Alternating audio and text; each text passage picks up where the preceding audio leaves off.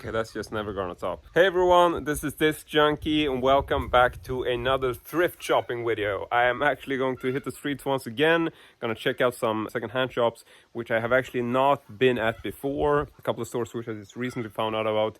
Now I think they are basically gonna be more like vintage stores and maybe not as much sort of flea market-y type stuff.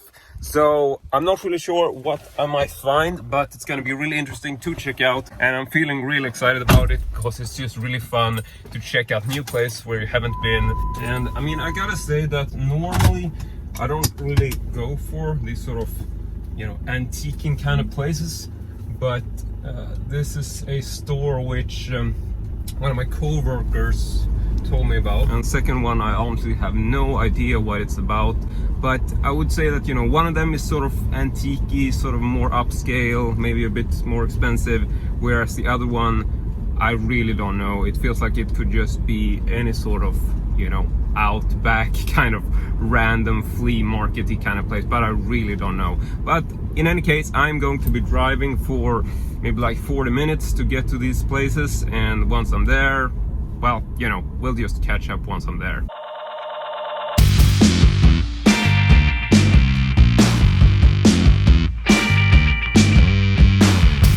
Alright, so I've arrived at my first stop. I've never been at this place.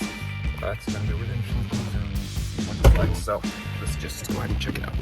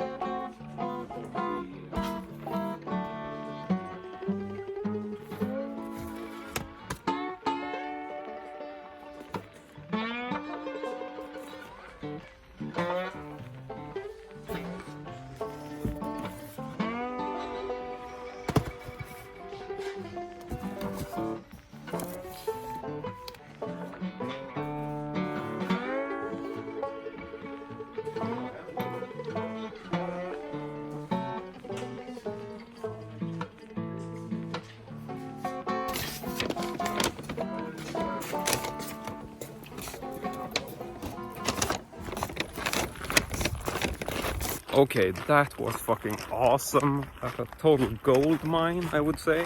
It's not like they were particularly cheap, but I was able to pick up some vintage style VHSs, which looked really good. And so continue on my way and yeah, check out the next shop. So jumping back in the Jeep and getting back on the road.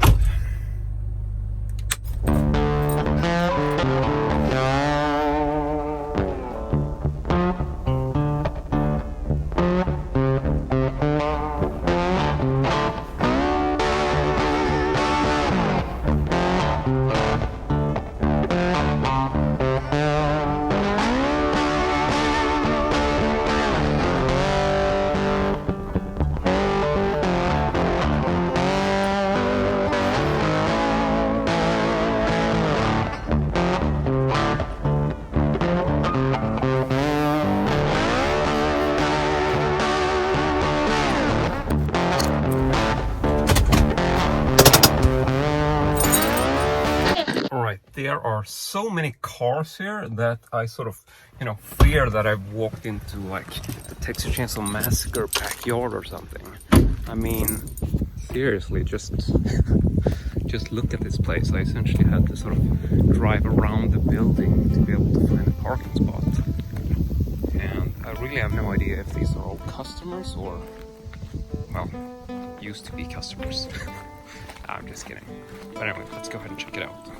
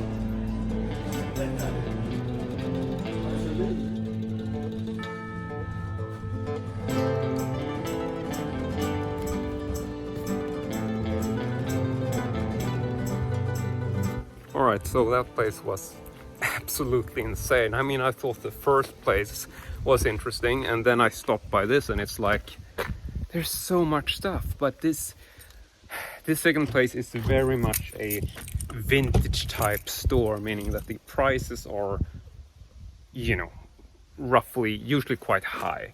I did pick up one thing which I'm gonna show you a little bit later on in this video, but overall I would say that the first place was more interesting in terms of making, you know, actual finds or actual, you know, like bargains, so to speak, whereas the second place was just I mean, the content is incredible. I mean, I could just walk around this place looking at stuff for like 3 hours, which feels like essentially what I've been doing.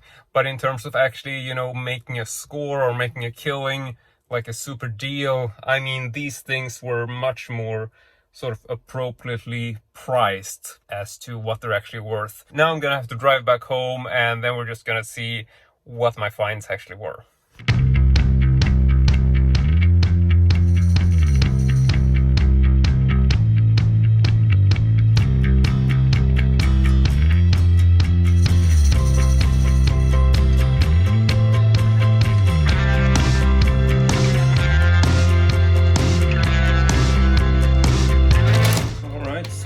Back home, and I thought we'd just go upstairs to check out the stuff that I found. And it's always a little bit of a mess up here, but I think we'll be all right to just move this out of the way. And so the first thing I think we might actually take a look at is this really odd little gun replica, and I'm not entirely sure where this is from. The sort of little inscription on it seems to be maybe Russian. I can't really decipher this, but maybe. And this is absolutely not a real gun or any kind of sort of working replica, if you know, want to give it that description.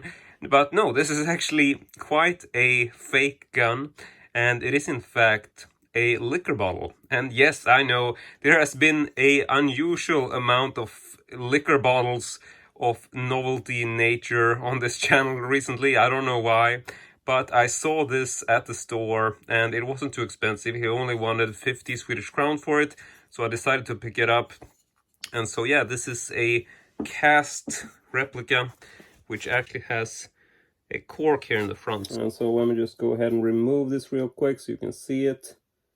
There we go. And so here we got the gun. You can sort of see the interior. I don't know how much sharpness you're getting there. But if you were looking at this in real life, you would actually smell quite a sort of sweet liquor smell coming out of this. And I mean, liquor smells is not really my expertise, but you know, from what I assume, it's probably vodka or some other sort of typical liquor that you would have in these. Which is a lot like what I picked up recently, where I picked up the Red Army vodka AK-47, which was also a liquor bottle. Now I'm a little bit worried about this cork because it's a little bit difficult to get in and out, and I'm sort of worried that I might damage the end, but yeah, hopefully I won't be opening this too much, so just gonna go ahead and put it back. But yeah, apart from that, really think that this is quite good shape, and yeah, didn't cost me too much, so definitely quite a cool little liquor bottle gun replica to add to the collection.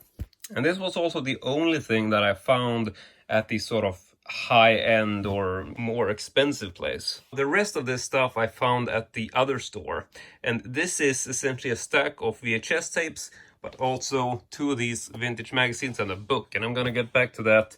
Actually have them with the front covers downwards because, well, you're gonna see why in a moment. But first, let's just check out these videotapes. And these videotapes, I mean, they weren't really like flea market pricings. And what I mean by that is just that, you know, it's a thrift shop, but the guy clearly knew sort of what these tapes were worth. And he actually had quite a history in sort of being a, you know, film enthusiast and a VHS collector. So we actually got to talking about videotapes and why we liked them so much. And it all comes down to, you know, we really sort of appreciate these old covers, which is, you know, we're very much on the same place and the same sort of wavelength about that. So I was really happy to pick these up, and these are various Swedish releases, obviously, and most of them, I think maybe all of them, are from this label called the Videoklubben, and they have this really nice sort of vintage logo, which I really like, and I have a few of these already. And, you know, sometimes they are quite expensive, but most of the time you can probably get them at a pretty decent price. And so, yeah, this is the entire lineup that I got. And I think this one might be one of the more interesting titles, and potentially this one as well. In terms of pricing, you know, I paid 100 for, I think, these two, 100 per tape, which is basically what they're worth. Some of the other ones were a bit cheaper, and I was able to sort of, you know, make a package deal for all of the stuff that I picked up from him. So hopefully I saved a little bit, but overall I would think I paid roughly what they're worth. But still, you know, it was fun to find some of these things in the wild, because it's not too often that you actually get to do this. And, you know, these were in quite good shape, so I'm really happy to have picked this up. Now, next up here, we got these vintage magazines, and I'm gonna try to show you these without being too graphic. And so flipping up the first one here, we got a lady with her nipples out, so hopefully I can censor that fairly decently. And I'm not entirely sure, but when I first saw this, I was really sort of thinking that this might actually be Christina Lindberg, who is very sort of famed for being like a Swedish cult icon. She was in Thriller, A Cruel Picture, aka they call her One Eye, but I'm not sure if this is Christina Lindberg. I just thought it looked kind of like her, and so, you know, I wanted to pick it up. And even if it's not her, I figured I will still pick it up. But yeah, I haven't really read up on this, but I might actually check this just quickly if I can find some info. So, you know what, I couldn't really find any info about who this is. But in any case, I thought it was a really cool looking cover and a vintage magazine on photography. So yeah, regardless, I really wanted to pick this up.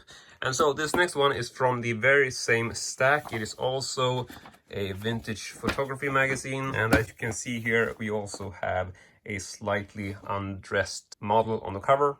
And I don't know who this is, but regardless, you know, it's a really cool magazine from the 70s, as far as I remember. Yeah, this is from 1973.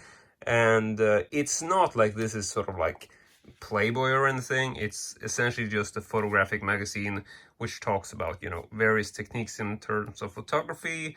And so in terms of content, you know, there's nothing particularly erotic about it. As you can see, it's mostly just, you know, articles on photography and, you know, how you work with lighting. And yeah, it's a photography magazine. That's basically what it is. But regardless of which, I mean, I think this is really cool. I like this kind of stuff, and so I was really happy to get that as well. This last thing was very much a spontaneous sort of blind buy.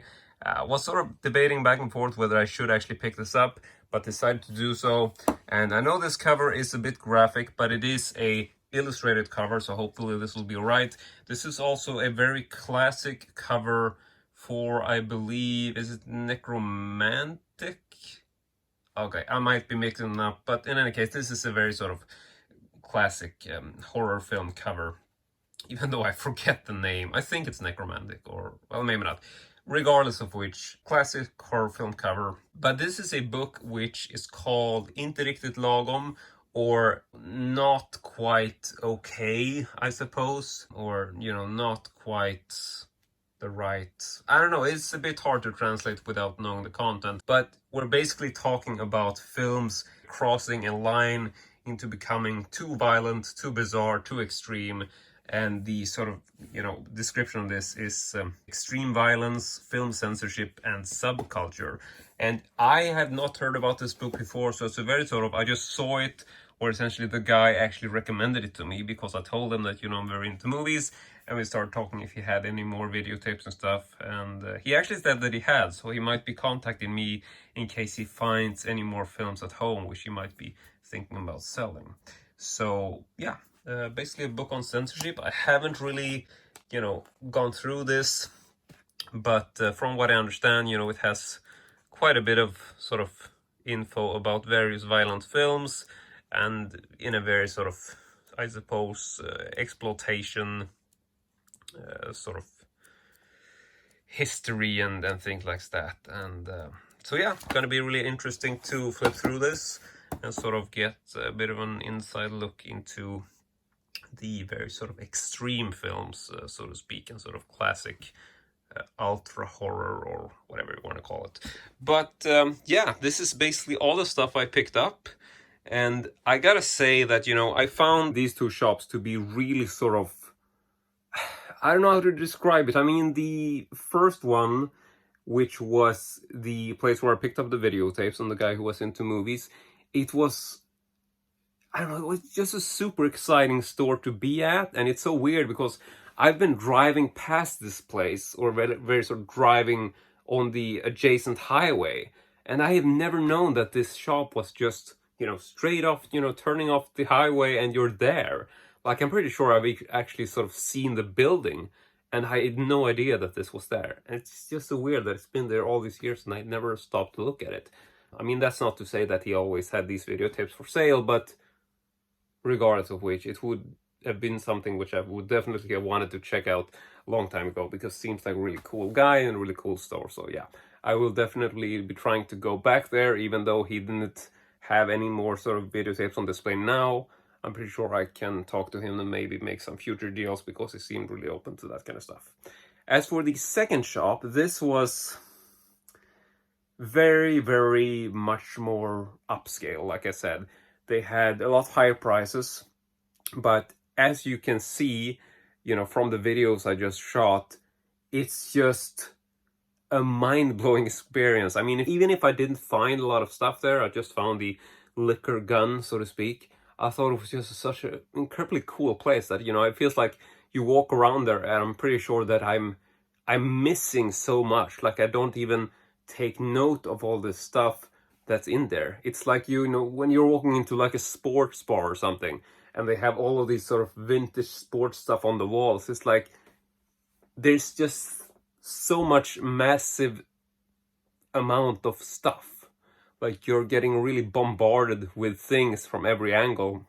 So that, you know, I just knew, like, that's why I spent so much time there, because I just knew that there's so much stuff here that I, you know, will want to have seen, so I can sort of decide if I want to buy it or not. But yeah, there was quite a bit of stuff there. And I know that you might be thinking about those sort of Terminator busts that were there. And these were quite expensive. I think it was like 16,000 Swedish crowns or something for the silvery Terminator 2 one, and like 7,000 or 6,000 for the bronzish Terminator Salvation one, which I thought was the cooler of the two, I gotta say.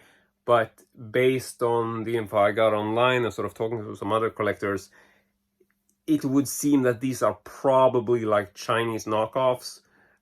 Potentially, maybe one of them was a sideshow version which had been repainted. But regardless of which, it's not like these prices seem to be particularly good. It could easily have been sort of like a ripoff, or maybe, you know, that you're buying cheap Chinese knockoffs and not really high quality products. But I honestly don't know, so I'm not going to speak about that. And regardless of which, I don't even have that kind of money to sort of spend on Terminator Bust. But I think they look really cool, and the place was awesome. Really, really fun to just walk around and look at all this old stuff. So I had a great time, and, you know, I would definitely be wanting to go there again, because I imagine that they will, you know, be getting quite a bit of new stuff at, you know, both of these stores. Because essentially the first one, which I went to, this guy also seems to be sort of specializing in purchasing like estates. You know, you purchase like the leftover stuff from when someone passes away, like when the, you know, family doesn't want to deal with all of the stuff left behind.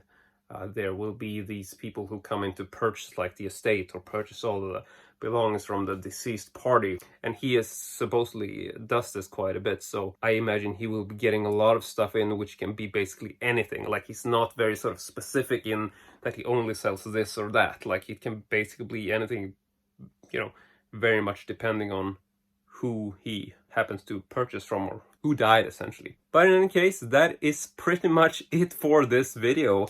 I really like making these thrift shop videos, even though they do take quite a bit of time to sort of edit and put together. I don't know, maybe I should start making like a series of this. So yeah, Leave a like if you like the video, leave a comment below if you want to talk about stuff, or tell me what you think about this series, if it's something I should do more of, making more thrift shop videos in general. And yeah, that's it for today, and thank you very much for watching, and as usual, hope to see you all next time.